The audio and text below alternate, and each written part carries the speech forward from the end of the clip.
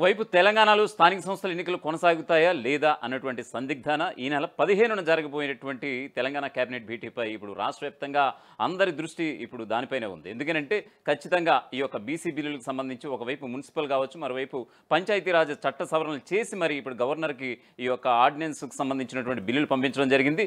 So నిన్న కొన్ని గంటల క్రితం కూడా చూసాం గవర్నర్ ఆమోదించేశారు అనేటువంటిది. సో ఆ వార్తలను కూడా ఖండించేసింది రాజ్భవన్ వర్గాలు. సో ఈ క్రమంలో ఎటువంటి స్టెప్ తీసుకోబోతున్నారు ముఖ్యమంత్రి రేవంత్ రెడ్డి? ఎందుకంటే చట్టపరంగా 42% రిజర్వేషన్లు ఇచ్చాకే మేము ఖచ్చితంగా స్థానిక సంస్థలకు వెళ్తామని ఘంటాపథంగా చెబుతున్నటువంటి నేపథ్యాన మరోవైపు తెలంగాణ హైకోర్టు కూడా సెప్టెంబర్ 30లోగా మీరు ఎన్నికలన్నీ నిర్వహించి తీరాలి అనేటువంటి గడువు కూడా ముంచుకొస్తున్నటువంటి ఈ తరుణాన ఇప్పుడు జరగబోయేటటువంటి ఈ నెల 15న జరగబోయేటటువంటి తెలంగాణ కేబినెట్ భేటీ మీద ఇప్పుడు సర్వత్రా ఉత్కంఠ నెలకొంది. నిజంగా గవర్నర్ ఆమోదిస్తే సరే, గవర్నర్ ఆమోదించలేదా లేదా ఆయన దగ్గర ఉన్నటువంటి బిల్లులు మళ్ళీ రాష్ట్రపతి ద్రౌపది ముర్ముకి గతంలో మాదిరిగానే పంపిస్తే పరిస్థితి ఏంటి? సో ప్రభుత్వం వద్ద ఉన్నది ఒకే ఒక్క ప్రత్యామ్నాయ మార్గం, ప్రత్యేకంగా ఈ ఆర్డినెన్స్కి సంబంధించి ఒక జీవో ఇచ్చి ఎన్నికలకు వెళ్ళిపోవడం. సో ఆ మేరకి ఈ జీవోకి సంబంధించి ఒక నిర్ణయం తీసుకుంటుందా తెలంగాణ కేబినెట్ అనేది ఇప్పుడు సర్వత్రా చర్చకు దారితీసినటువంటి అంశం. సో దీనికి సంబంధించి ఆ రోజు జరిగేటువంటి పరిణామాలు ఏమై ఉండొచ్చు, తెలంగాణ కేబినెట్ భేటీలో ఏ అంశాలు తెర మీదకి రావచ్చు అనేటువంటిది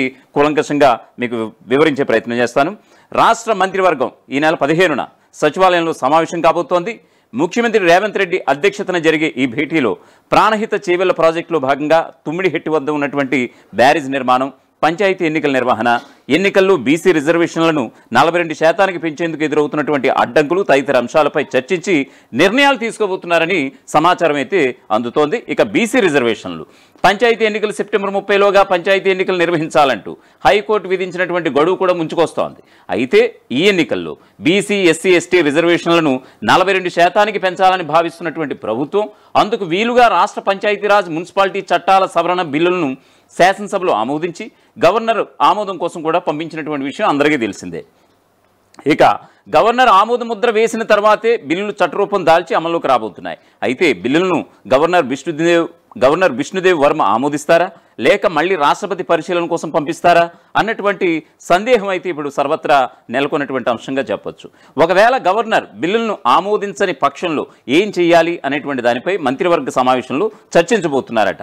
చట్ట సవరణ సాధ్యం కాని పక్షంలో ఎగ్జిక్యూటివ్ ఆర్డర్ అంటే ప్రభుత్వ జీవో ద్వారా బీసీ రిజర్వేషన్లను పెంచి పంచాయతీరాజ్ ఎన్నికలకు వెళ్లే అంశాన్ని ప్రభుత్వం పరిశీలిస్తోంది. ఈ నేపథ్యంలో కేబినెట్ భేటీలో దీనిపై నిర్ణయం తీసుకునే అవకాశాలు చాలా స్పష్టంగా కనిపిస్తున్నాయి. రాష్ట్రంలో యూరియా కొరత, కొత్త రేషన్ కార్డుల పంపిణీ, ఇందిరమ్మ గృహాల నిర్మాణం, ఉద్యోగుల సమస్యలు, ఉద్యోగ నియామకాలు తదితర అంశాలను మంత్రివర్గం పరిశీలించే అవకాశాలు కనిపిస్తున్నాయి. మరో 10 రోజుల్లో తెలంగాణలో బతుకమ్మ పండుగ ప్రారంభం కాబోతోంది. దీంతో సీఎం రేవంత్ రెడ్డి ప్రతి జిల్లాకు 30 లక్షలను కూడా రిలీజ్ చేసేశారు. ఆ 30 లక్షలతో బతుకమ్మ వేడుకలను ఘనంగా నిర్వహించబోతున్నారు ఆడపడుచులు. త్వరలోనే తెలంగాణలోని మహిళలకు బతుకమ్మ చీరల పంపిణీ కార్యక్రమం కూడా ప్రారంభం కాబోతోంది. ఈ సమావేశంలో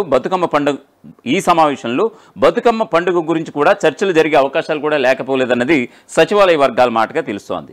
మరొక వైపు పిసిసి చీఫ్ ఎవరైతే మహేష్ కుమార్ గౌడ్ ఉన్నారో ఆయన విలేకరులతో ఇప్పటికే చిట్ చాట్ కూడా నిర్వహించారు. ఆయన ఏమన్నారంటే వచ్చే అసెంబ్లీ ఎన్నికల్లో రేవంత్ రెడ్డి నేతృత్వంలోనే ముందుకు వెళ్తామని, ఎమ్మెల్యేలు కోరుకుంటే మళ్ళీ ఆయనే సీఎం అవుతారని చెప్పడం ఇక్కడ కోసమేరకు.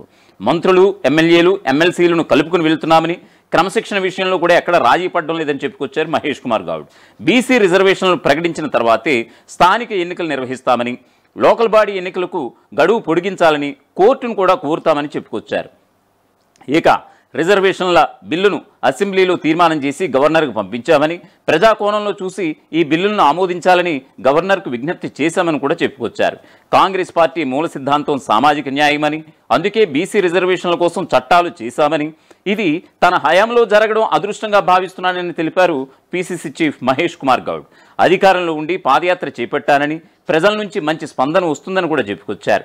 సీఎం, మంత్రులు, పార్టీ నాయకులు ఇలా అందరూ తనకు మద్దతు ఇచ్చారని, ప్రభుత్వ సంక్షేమ పథకాలను ప్రజల్లోకి తీసుకువెళ్తామని కూడా చెప్పుకొచ్చారు. ఇక మునుగోడు ఎమ్మెల్యే కోమటిరెడ్డి రాజగోపాల్ రెడ్డి విషయంలో కొంత కన్ఫ్యూజన్ ఉన్నమాట వాస్తవమేనని, ఆయన విషయాన్ని ఏఐసీసీ పరిశీలిస్తుందని కూడా పిసిసి చీఫ్గా ఉన్నటువంటి మహేష్ కుమార్ గౌడ్ వెల్లడించారు. కోమటిరెడ్డి బ్రదర్స్ ముక్కుసూటిగా మాట్లాడుతున్నారని చెప్పారు. మంత్రి పదవుల విషయంలో జిల్లాను యూనిట్గా చూడలేమని, రాష్ట్ర యూనిట్గానే పరిగణిస్తామని పేర్కొన్నారు. గ్రాడ్యుయేట్ ఎమ్మెల్సీ ఎన్నికల్లో బండి సంజయ్ ఓటర్లను మాయ చేసిందని దుయ్యబెట్టారు. తెలంగాణకి ఇవ్వాల్సినటువంటి యూరియా వాటా కేంద్రం ఇవ్వకపోవడంతో ఇబ్బందులు ఎదురవుతున్నాయని వెల్లడించారు. దేశవ్యాప్తంగా యూరియా కొరత ఉన్నదని, కేంద్రం యూరియా ఇవ్వకుండా తప్పుడు ప్రచారం చేస్తుందని కూడా ఆరోపించారు. ఇక యూరియా కొరత విషయంలో కేంద్ర ప్రభుత్వానిదే నైతిక బాధ్యత అన్నారు పిసిసి చీఫ్ మహేష్ కుమార్ గౌడ్.